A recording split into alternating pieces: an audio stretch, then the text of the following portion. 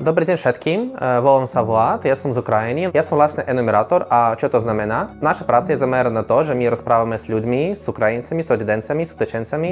My zberáme od nich dáta, ktoré sú veľmi dôležité pre fungovanie IOM a pre to, aby aj IOM vedela, aká to je situácia s odidencami, ako oni sa na Slovensku integrujú, či oni našli si prácu, či oni nečelia žiadnym ťažkostiam, komplikáciám, či oni sa stretávajú s nejakou diskrimináciou a tak ďalej. My na to pýtame ľudí, ako každý ten človek individuálne, ako prebieha jeho príbeh na Slovensku.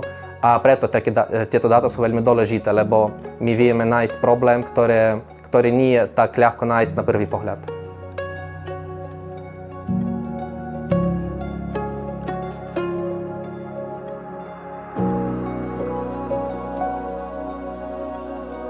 Dáta a údaje, ktoré zbierame, sú štatistické informácie z rôznych dostupných zdrojov o tom, kadiaľ sa ľudia presúvajú, ktoré najtypickejšie trasy svojho pohybu využívajú, alebo akí ľudia vôbec či už cez hranice alebo územia prechádzajú. Na to, aby sme tieto dáta a údaje vedeli ale efektívne využívať, potrebujeme viac ako sú iba čísla a potrebujeme sa pozrieť aj na dôvody a potreby oveľa hlbšie.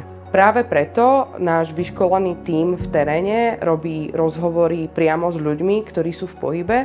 A teda na Slovensku sa momentálne zameriavame práve na ľudí, ktorí odišli z Ukrajiny a robíme s nimi osobné rozhovory, v ktorých sa ich pýtame na ich skúsenosti a konkrétne situácie.